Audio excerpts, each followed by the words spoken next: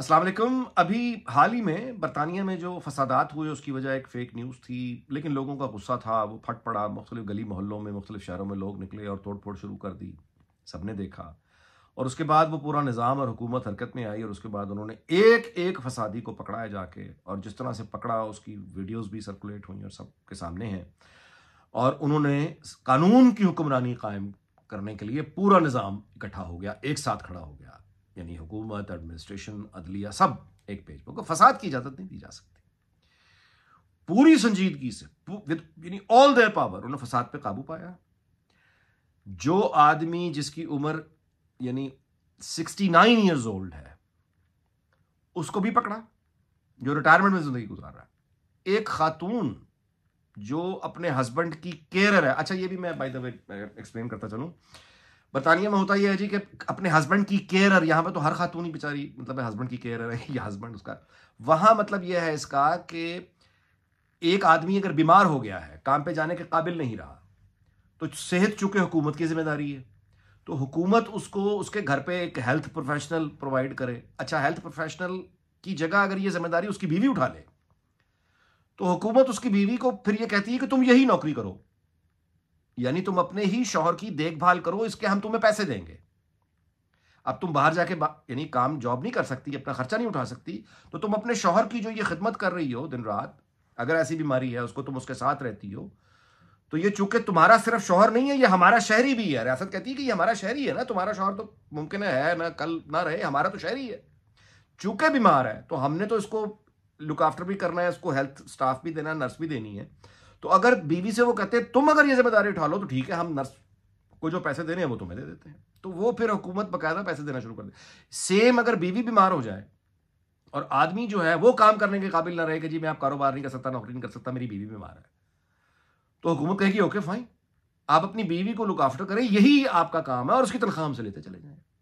ये होती है वेलफेयर स्टेट। एनीवे, तो वो जो 69 ईयर्स ओल्ड आदमी था, रिटायरमेंट, उसको भी जेल।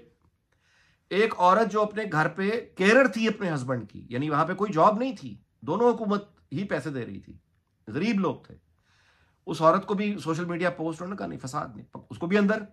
और 14 साल का एक बच्चा, बिल्कुल टीनेजर, उसको भी अंदर। इसका मतलब यह है कि पूरी सख्ती से उस निजाम ने यानी कानून की हुक्मरानी कायम कर दी, फसाद की इजाजत नहीं दी। लेकिन वो दिन और आज का दिन, आपने बरतानवी हुकूमत के यानी वजीर आजम को, किसी वजीर को, लेबर पार्टी के किसी ओहदेदार को आपने कुछ नाचते हुए देखा कि हा हा हा हा हा हमने फसादी भगा दी, हमने फसादी भगा दी है, ओ भाग गए भाग गए भाग गए भाग गए, ओ देखो जी पकड़े डांस, ये वो। किसी एक वजीर के मुंह से ऐसी घटिया बात आपने सुनी? वजीर आजम के मुंह से ये घटिया बात सुनी कि पुलिस की ताकत से रहते लोगों को हमने भगा दिया, हालांकि वो फसाद कर रहे थे। ये कहा किसी ने, कुछ डांस किया, प्रेस कॉन्फ्रेंस की, नाचे गाए, कुछ ठुमके मारे, कुछ कहा? पूरी सख्ती से कानून की हुक्मरानी कायम कर दी और खामोशी से सर झुका के अपने काम पे लग गए। सियासत भी कर रहे हैं, काम भी कर रहे हैं, हुकूमत भी चला रहे हैं। यह होता है मैच्योर सोसाइटी का मैच्योर रिस्पॉन्स और मैच्योर हुकूमत। अब इधर आ जाइए, माशाल्लाह 26 नवंबर को जो हुआ है जी इस्लामाबाद में, और जिस तरह से वो मिस हैंडल हुआ है उसके बाद, यानी एक जुल्म तो वो है ना जो 26 नवंबर को हुआ, जिसके बारे में अब ये कभी तय नहीं हो पाएगा कि हलाकतें हुई या नहीं हुई, हुई तो कितनी हुई, ना होने वाली तो खैर अब सवाल ही पैदा नहीं होता, एविडेंस इतने आ गए हैं कि हलाकतें तो हुई हैं, लेकिन वो नंबर क्या है ये अब कभी तय नहीं हो पाएगा। ये नफरत चलती रहेगी। खैर, लेकिन ये जो रद्द अमल है 26 के बाद, ये जो हुकूमत, वफाकी हुकूमत के वजीरों को आप उन्हीं सड़कों पर जहां गोलियां चली थी और खून बहा था, उन्हीं सड़कों के ऊपर उन वजीरों को आप देखें, चेहरे पे उनके यानी खुशियां रक्स कर रही हैं, उनकी आंखों के अंदर लाइटें आ रही हैं, और वो नाचते गाते हुए उस सड़क पे खड़े होके वो इंतहाई वाहियात अंदाज में बड़के लगा रहे हैं, हमने भगा दिया, हमने भगा दिया, हमने भगा दिया, फसादियों को भगा दिया। ये देखो, ये तो है कोई नहीं, ये देखो, आज 8 दिसंबर है, आज तक उनका खत्म नहीं हो रहा, खुशियां खत्म नहीं हो रही, उनके डांस खत्म नहीं हो रहा, उनका नाचना खत्म नहीं हो रहा। सूरत मोमिना, करतूत काफरा, झूठ बोलना, कौम के सामने झूठ, और फिर खुशियां मनाना। ओ भाई मेरे निहत्ते लोग हैं, पुलिस से तुमने फायर करवा दिया। अच्छा वो आए फसाद करने के लिए, वो एक अलहदा, यानी उसका कोई, यानी कहना चाहिए उसकी कोई हिमायत नहीं मैं कर रहा, जिस तरह से वो आए गलत किया उन्होंने, और यही रियासत का रद्द अमल होता है, मेरा हमेशा से मौकफ है। लेकिन ये रियासत का कब से हो गया मौकफ कि आप दूसरों को ताकत से, पुलिस से हटा के नाचना शुरू कर दें, खुशियां मनाएं? ये किसने कह दिया? ओ भाई तुम सियासतदान हो, तुमने पुलिस का इस्तेमाल करके लोगों को भगा दिया। सियासतदान ये, तुमने अगर उनसे जीतो कर भगा दिया भगा दिया भगा दिया, सियासत में उनको भगाओ, बयानिए का जो मैदान है ना पीटीआई का, उसमें उनको हराओ, उनका जो वोट बैंक है पीटीआई का, उसको अपनी तरफ करो, जो लोगों और कौम की हमदर्दियां उधर है, उस हमदर्दी का रुख अपनी तरफ मोड़ो। जो ये कौम उससे यानी जो रिश्ता बना के बैठी हुई है, वो रिश्ता तोड़ो, अपनी तरफ करो, फिर तुम्हारा नाचने का वक्त आएगा, फिर तुम खुशियां मनाते अच्छे लगते हो। जब इमरान खान का वोटर तुम्हें देखेगा और तुम्हारी तरफ आएगा, उस दिन खुशियां मनाना, उस दिन सड़कों पे डांस करना, उस दिन नाचना। पुलिस को कह दिया गोली चला दो, पुलिस ने गोली चला दी, तुम नाच रहे हो, रोक डूब मरने का मकाम है तुम्हारे लिए, नाच रहे हैं, आज तक नाच रहे हैं। है, हम तो देख रहे हैं, भाग गए भाग गए भाग गए, गोलियां चल रही हैं। और जब मंसूर अली खान जब इस तरह की हरकतें, ये जिस तरह से नाच रहे हैं कि हमने भगा दिया हमने भगा दिया, तो मंसूर अली खान जब ये कहता है कि माफ कीजिएगा ये ताना आपको जेब नहीं देता,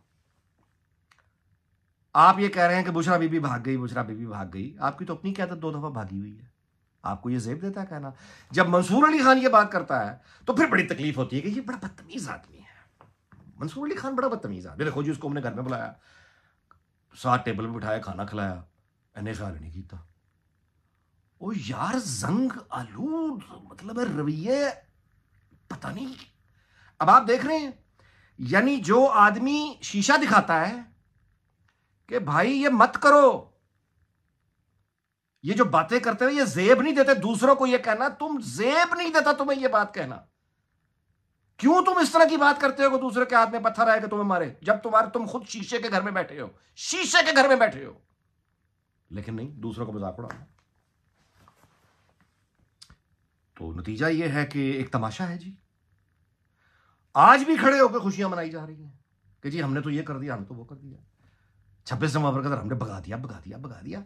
और ये पुलिस एक दिन नहीं रहेगी तुम्हारे पहरे के लिए, सरकारी रिहायशगाह नहीं रहेगी, और जितनी नफरत तुम लोग इस कौम में अपने लिए पैदा कर चुके हो, सियासी जमात खास तौर पर ये लोग, वफाकी हुकूमत, जितनी नफरत इन्होंने पैदा कर ली है लोगों के दिलों में अपने लिए, मैं आपसे गुजारिश करूं कि अल्लाह ही है जो खैर करे।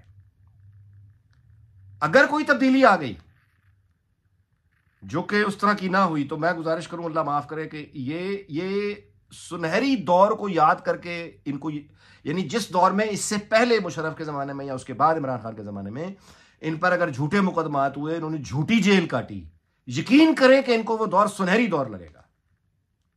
इस दफा अगर इनके पुलिस के पैरे हट गए तो समझ नहीं आती यार, कौन है जो इस तरह से आके लोगों के साथ ये करे? सियासत में नहीं हराया, बयानिया में नहीं हरा सके, पुलिस को सामने खड़ के गोली चलवा दी और कह रहे हैं जी भगा दिया।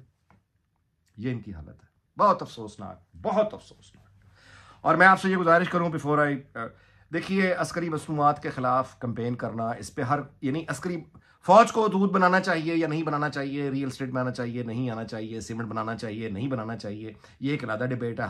हर फर्द को अपनी राय रखने का पूरा हक है, वो अपनी राय रखे और उसका इजहार करे।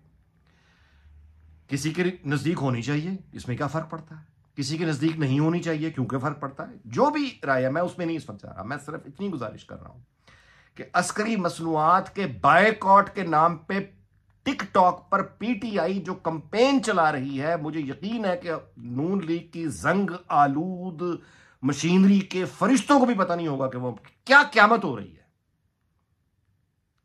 वो इतनी ग्राफिकली और म्यूजिक और इस कदर वो फुल ऑफ ब्लड, वो छोटे छोटे उन्होंने क्लिप्स बनाए हैं जो टिकटॉक पे वायरल हो रहे हैं कि वो इतने आदमी, यानी उनको देखकर बिल्कुल वो मटेरियल है जिसको देखकर आप खुदकुश को हमला आवर तैयार करते हैं, वो उस तरह का मटेरियल है। कोई जवाब नहीं। इनमें से किसी हुकूमती शख्सियात में से आपने किसी एक को देखा कि वो सामने आके ये कहे कि नहीं वो अस्करी मसनूआत की पार्टनरशिप है ना, तो पार्टनरशिप हम निभाएं। जब उनकी मसनूआत के खिलाफ पीटीआई कैंपेन चला रही है तो उनकी मसनूआत के हक में या उसको पहनना ओढ़ना या खाना पीना वो किसने करना है? यानी वो इनको नहीं करना, किसी सियासी जमात को नहीं करना। बहुत अच्छी बात है, वेल डन। बस फिर ठीक है, फैसल वाबडा जो करता है वो ठीक करता है इनके साथ। आज बाय द वे एक अहम तरीन इजलास यानी फॉर्मेशन कमांडर्स की मीटिंग थी फौज की, जो कल कंक्लूड हुई है, और आज फैसल वाबडा ने आके कहा है कि इमरान खान के मैंडेट को तस्लीम करना होगा। शायद ये इत्तेफाक हो, शायद ना हो, लेकिन वी लॉ खत्म करने से पहले मैं इतनी गुजारिश आपसे जरूर कर दूं, पीटीआई की सियासत का मैं कल भी मुखालिफ था, आज ही मुखालिफ हूं, लेकिन इसका मतलब यह नहीं है कि मैं उनकी बेबसी पे ठट्ठे मारूं, ढोल बजाऊं, हंसूं, खेलूं। ये ज़हनी बीमार लोग करते हैं, वो पीटीआई में हो, वो नून लीग में हो, वो पीपल्स पार्टी में हो। मैं ये, और दूसरी बात ये कि मैं पीटीआई की सियासत का मुखालिफ हूं, लेकिन अगर नौजवानों की अक्सरियत उसको पसंद करती है तो मैं कौन हूं, मैं इतराज करने वाला? मैं उनको अपनी राय दूंगा, मैं दलील दूंगा, मैं मिसालें दूंगा, मिसालें देकर मैं अपना मौकफ सामने रखूंगा और यह वाजे करने की कोशिश करूंगा कि इनकी सियासत मुल्क के लिए तबाहकुन है। लेकिन इससे ज्यादा तशद्दुद की तरफ जाना यह पागलपन है। अल्लाह ही है जो हम पे रहम करे। तो इस दुआ के साथ कि अल्लाह ताला पाकिस्तान को शाद और आबाद रखे। आपसे इजाजत चाहता हूं, अगली वीडियो में मुलाकात होगी। अपना बहुत ख्याल रखिएगा। अल्लाह हाफिज।